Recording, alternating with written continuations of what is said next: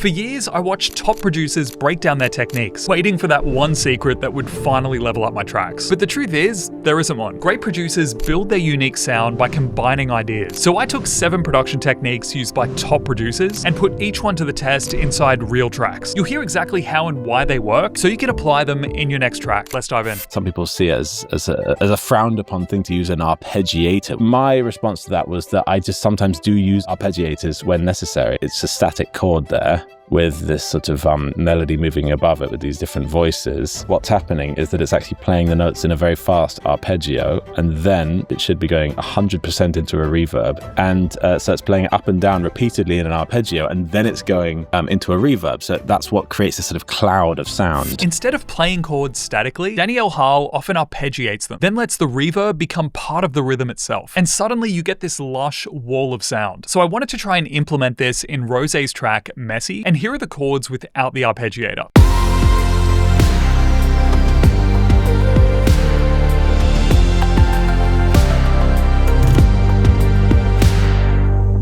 Now I'll add the arpeggiator with the style as up-down and the rate as 1/64 to really blur the rhythm. And here I'm just going to use the native reverb inside Serum. And with everything together, it sounds like this.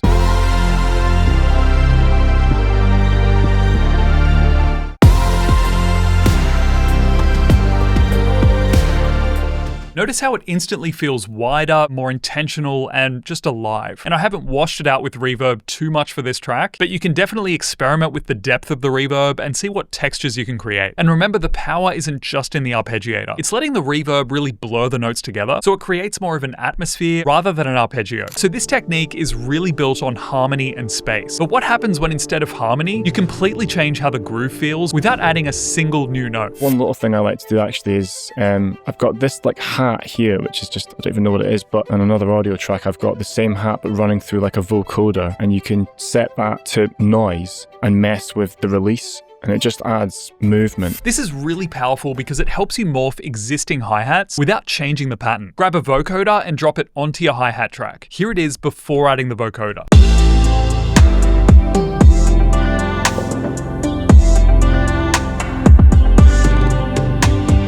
Now here it is with the vocoder, automating the release.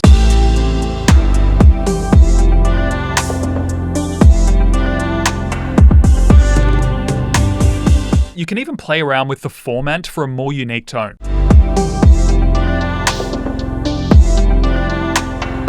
Instead of a static hi-hat, noise from the vocoder adds an evolving texture, creating more movement without adding any more loops or samples. So now we've changed the groove through processing. But what happens when randomization becomes the creative tool? I had the harp thing, and then I did this trick that I pretty much do on everything always, which is get some sort of MIDI pattern together and then put some sort of randomization on the velocity of the MIDI notes. Every time the harp note hits, it's playing it a little harder, a little softer, and then that makes it a little more humanized. And I'm asking it also to 15% of the time to pick one of the notes and play either an octave up or an octave below. This is a great way to humanize ideas using randomization. Instead of repeating the exact same note and velocity every single time, subtle variation keeps listeners engaged subconsciously. Here's the example, same velocity and same notes.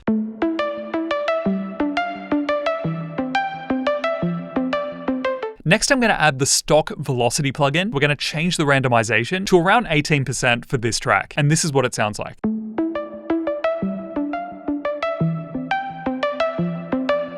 Each pass feels slightly different, more human, as if someone's playing it on keys. And then if we add Ableton's built-in random MIDI effect, with the chance set to about 18% and the scale to 12 so we can hit those octaves 18% of the time, you'll get something like this.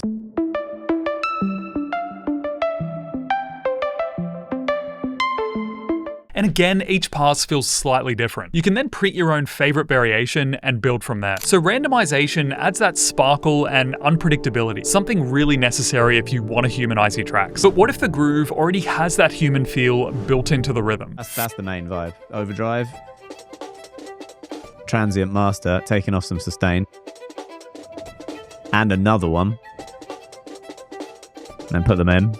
just tightening it up loads. Doing some automation with those transient masters just makes all of like the space in the sample come back, and then you cut it out. Disclosure often layers sampled breaks with modern drums, but the key is really tightening sustain so everything hits cleanly together. So if we look at this example here with just a simple drum loop, add a transient designer and reduce the sustain. And of course, add another one. And right now you've got a super tight loop. And then what Guy suggests is automating the sustain out to allow the drums to open up over time. And this works great for transitions. This is what it sounds like. But of course, a transient designer isn't the only way to do this. If you double-click the audio in Ableton, go to the drop-down menu with the arrows here and select the single arrow. Now pull this slider down from 100 until you get the sound you're after. Check it out here. And this is essentially shortening the sustain of each transient. This is perfect for adding life to your drums without overcrowding them. So that technique adds organic groove. But what if you want your synths to groove like the drums? LFO tool. You can design whatever volume envelope you want to go over an entire group of sounds, which I love, making these massive walls of sounds, and then you kind of unify all of them under one volume envelope that you can automate the parameter of it. So the main one, the first one that I hit, that is just a basic, curve with a little bit of attack on it. So here, the movement isn't coming from new notes. And LFO modulation adds pulse and energy without cluttering the arrangement. In fact, it can actually help you give each section its own identity. Try finding any sustained sound, like a pad or even a guitar loop. Add LFO tool using a similar shape to this. I've mimicked the shape that Drew made in the video, or you could come up with any shape that you like. And for this track in particular, I've set the rate to 1/8. We're going to use Tit for Tat as an example. Here it is without LFO tool.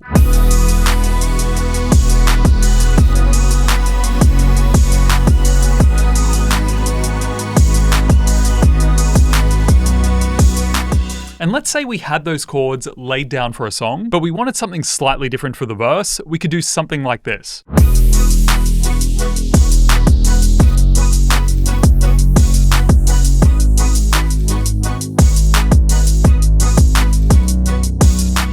So now any element can become rhythmic. This is great for differentiating sections, and you can use the depth knob to release into something like the chorus. So now we've got modulation adding motion. But what if you create entirely new musical ideas from vocal texture instead? And then what I did was just to chop up the vocal from Whitney. You can probably find tutorials online how to do that. And I just make it a sample instrument so I can just jam with the different vocal chops. Here, Kygo turns vocals into a melodic instrument. Grab any vocal and load it into Sampler or your sampler of choice. And now every word becomes playable. And as you can hear, I've added a bunch of reverb and filtering, because one way that I really love to use vocal chops like this, particularly in pop songs, is for ear candy. And small, subtle elements like this can really do a lot to add that atmosphere to your track.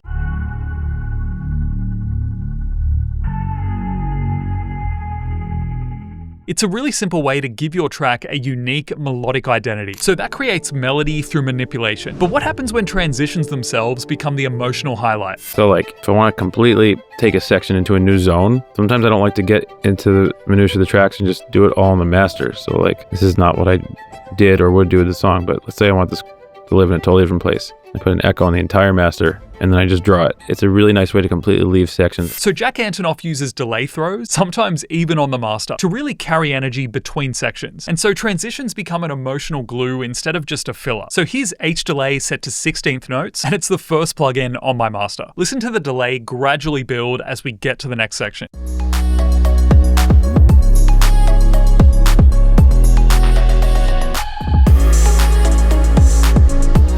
So definitely use this one sparingly, but it's incredibly powerful when used correctly. Definitely check out Jack Antonoff's example in the original video. So these techniques might look really simple on the surface, but once you understand the intention behind them, they become powerful tools that you can apply anywhere. And if you're an artist or producer who wants help finishing pro-level tracks consistently, hit the link below and book a call. And if you enjoyed this video, check out this one over here. I think you'll really enjoy it.